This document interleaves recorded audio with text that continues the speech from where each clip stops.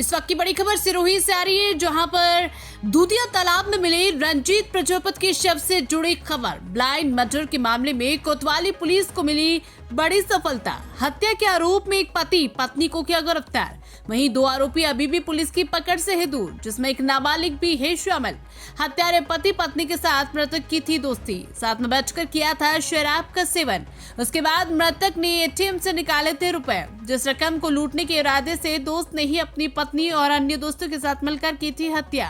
मृतक के सर पर कान के पीछे किया था पत्थर से वार। मरने के बाद शव को फेंक दिया था दूधिया तालाब में। उसके बाद आरोपी मौके से हो गए थे फरार। 28-29 की रात को एक बॉडी अर्ली मॉर्निंग में अपने इसमें दुधेश्वर तालाब में मिली थी, जो मृतक था। बाद में उसका आइडेंटिफिकेशन हुआ, रंजीत नाम का एक व्यक्ति था जिसकी वो बॉडी थी। और बॉडी पे और कहीं भी कोई ज़ाहिरा चोट नहीं थी। उसके एक इंजरी उसके कान के पीछे थी। और चूँकि जो मृतक था ये शराब पीने का आदी था और यहाँ इसने अपना मकान बेचा था और यहाँ से मकान बेच के ये अपने कहीं शिवगंज में कोई एक जगह किराए पे लेकर रहने लग गया था। तो एक जो इंजरी थी, जो इसके बोर्ड से जो इसका पोस्टमार्टम हुआ, तो वो जो एक इंजरी थी उससे डाउट क्रिएट हुआ कि ये कोई ना कोई चोट इसके साथ मारी गई। और फिर उसी के ऊपर इन्वेस्टिगेशन करते हुए ये जो वारदात थी, एक्चुअली ये जहाँ शिवगंज में रह रहा था, इसी के ऊपर एक विजय नाम का लड़का रहता था। और चूंकि इसने अपना मकान बेचा था, इसके पास पैसे थे और ठीक है, विजय के साथ ही इसने मतलब एटीएम में जाके इसने पैसे निकाले। ये शराब भी उसी के साथ पीता था। और बाद में ठीक विजय ने अपने किसी दो दोस्तों को फ़ोन करके और इससे वो पैसे लूटे। और इसने फिर विजय को बोला कि मेरे को पता है कि ये वारदात तूने करवाई है, वो करके फिर उनको डाउट हुआ।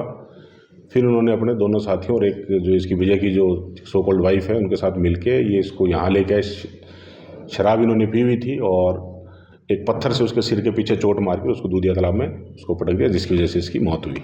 मर्डर इसका कहाँ हुआ सर? शिवगंज में? नहीं, यहीं हुआ है, तालाब पे ही हुआ है वहाँ लाके। और ये जो मतलब रोड साइड जो मतलब जो आपका वो होता है ठीक है, कंक्रीट जिसके अंदर आपके वो भी रहते हैं लगे हुए, उसकी चोट की वजह से यहाँ वो इंजरी है। और हत्या में कितने आरोपी शामिल? इसमें टोटल 4 लोग शामिल थे। ये एक मेन जो अक्यूज्ड है ठीक विजय है, विजय जटिया।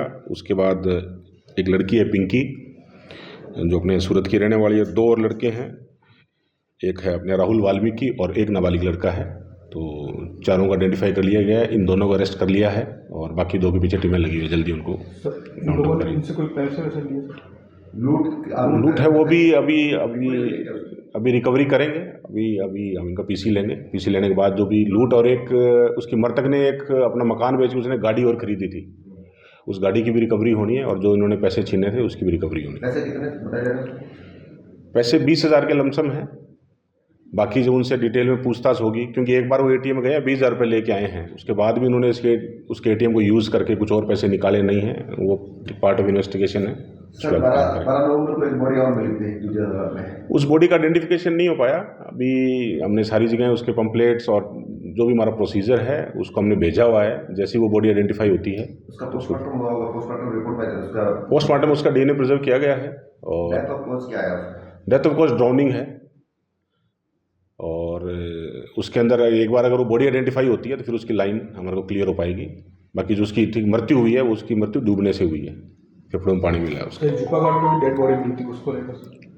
झुंपा घाट में वो तो उसको अटैक आया है, हाँ, उसमें कोई शक शुबा नहीं है। उनका बोर्ड से उनका पोस्टमार्टम कराया गया है। वो व्यक्ति सारा दिन यहीं घूम रहा था, अचानक वो सामने लेट गया और कॉज ऑफ डेथ के अंदर अटैक आया।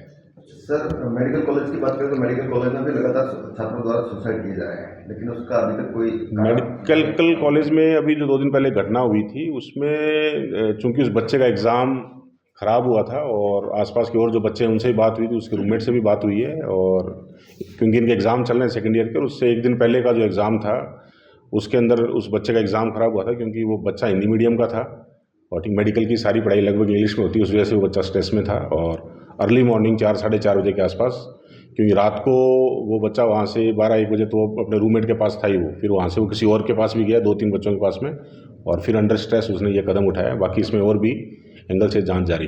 सर, ये पहला मामला नहीं है, इससे पहले भी इसी प्रकार के सुसाइड हुए, लेकिन अभी तक उसका कोई खुलासा नहीं हुआ। सुसाइड करने का कारण आज दिन तक सिर्फ और सिर्फ स्ट्रेस बताया जा रहा है, जबकि वास्तव में ऐसा है नहीं। वहाँ पर शराब की पार्टियाँ चलती है। इस मामले में तो ऐसी चीज़ नहीं आई है निकल के। इससे पहले कोई और मामले होंगे तो उनको मैं दिखवा लूँगा। मेरे नॉलेज में ठीक है, मेडिकल कॉलेज में कोई और कोई ऐसी वारदात हुई, कोई सुसाइड हो, मेरे नॉलेज में नहीं है।